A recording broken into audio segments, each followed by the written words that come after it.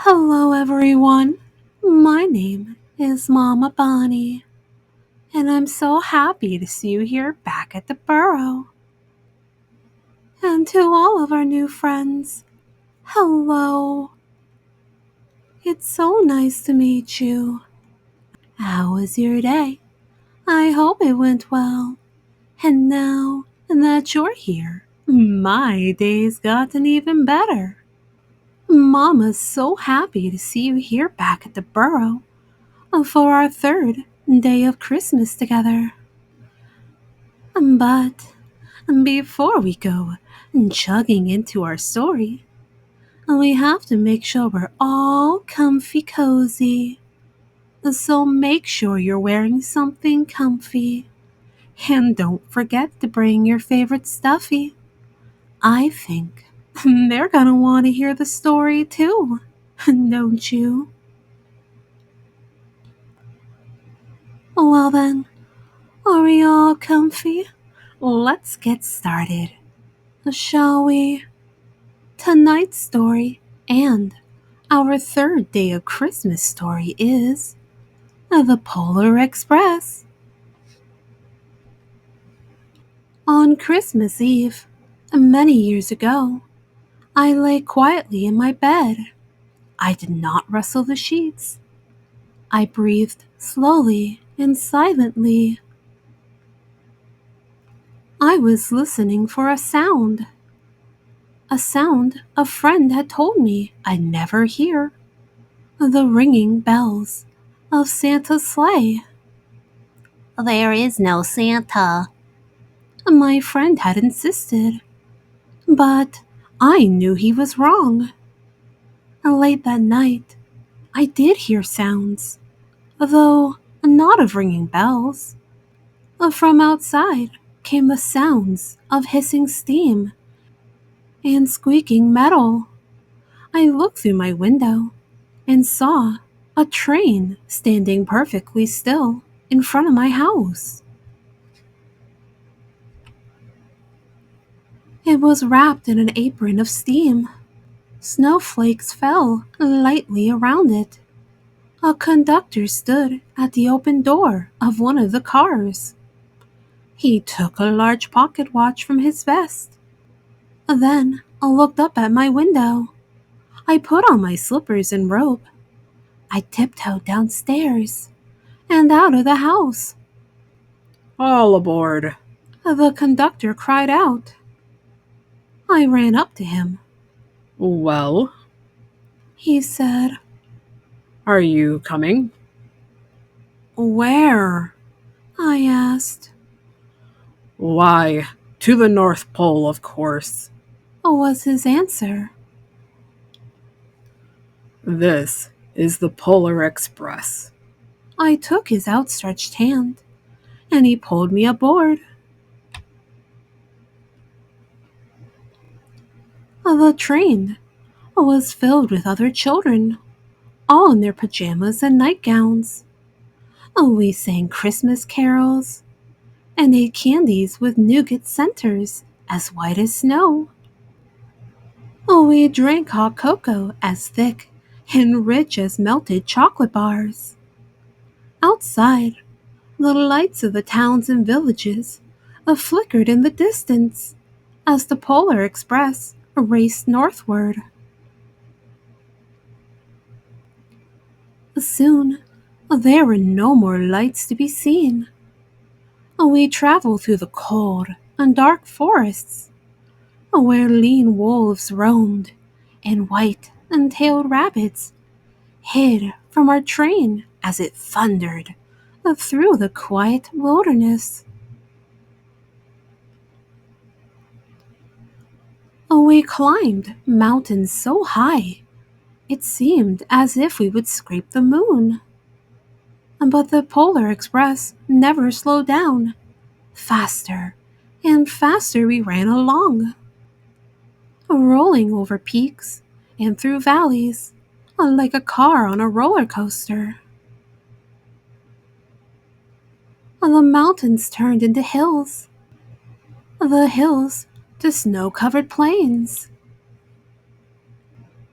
We crossed a barren desert of ice, the great polar ice cap. Lights appeared in the distance. They looked like the lights of a strange ocean liner sailing on a frozen sea. There Said the conductor. is the North Pole.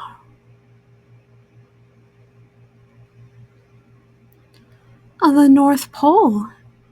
It was a huge city, standing alone at the top of the world, filled with factories where every Christmas toy was made.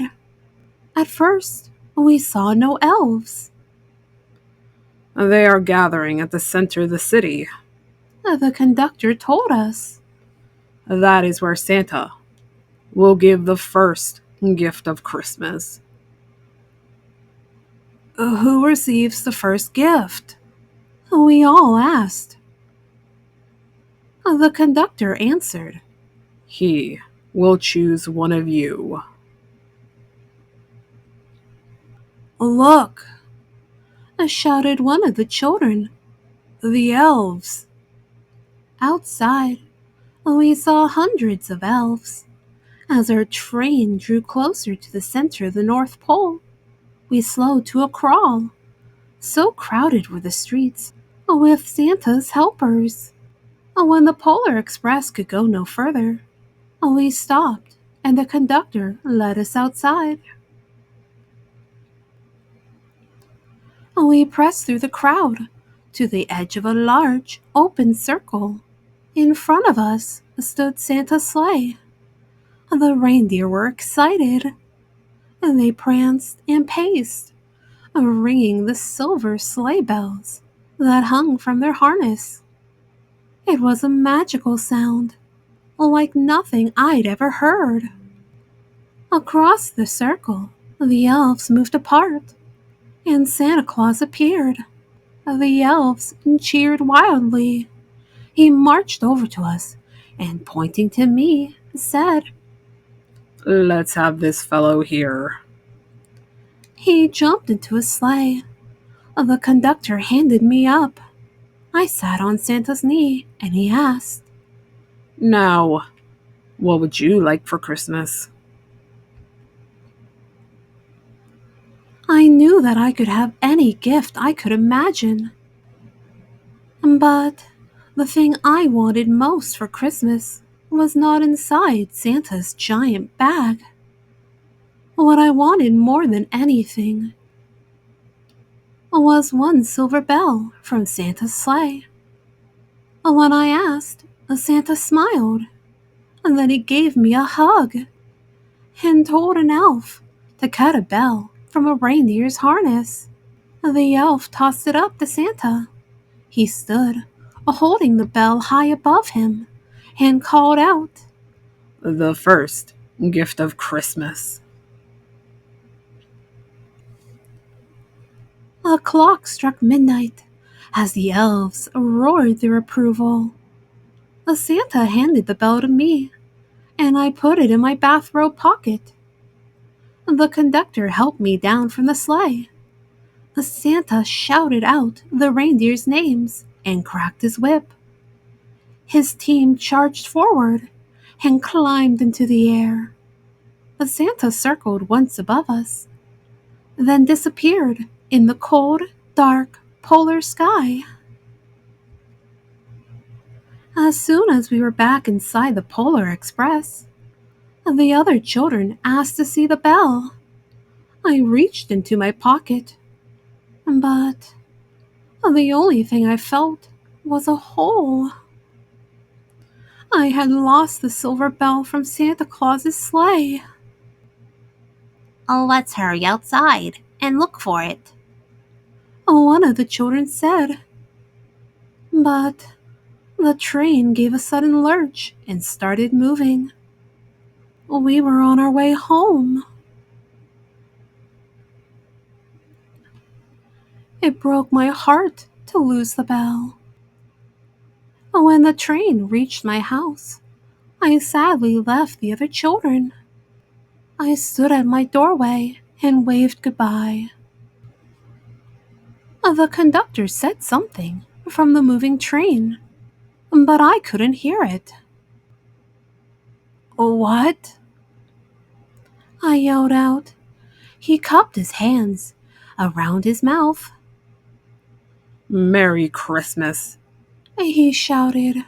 The Polar Express let out a loud blast from its whistle and sped away. On Christmas morning, my little sister Sarah and I opened our presents. When it looked as if everything had been unwrapped, Sarah found one last small box behind the tree. It had my name on it. Inside was the silver bell. There was a note. Found this on the seat of my sleigh. Fix that hole in your pocket. Signed. Mr. C. I shook the bell. It made the most beautiful sound my sister and I ever heard. But my mother said, "Oh, that's too bad," Yes, said my father. it's broken. When I'd shaken the bell, my parents had not heard a sound. At one time, most of my friends could hear the bell. But as years passed, it fell silent for all of them. Even Sarah found one Christmas that she could no longer hear its sweet sound. Though I've grown old, the bell still rings for me, as it does for all who truly believe. The end. Oh my, look at the time. It's getting late and we should go to sleep. So, get all snuggled up underneath your blanket. Hold your favorite stuffy tight, tight, tight, so they know they are loved. Oh, and dream some wonderful dreams. And while you're having those wonderful dreams, I'll get our story ready for next time. How does that sound? And always remember, Mama Bonnie loves you very, very much. And good night.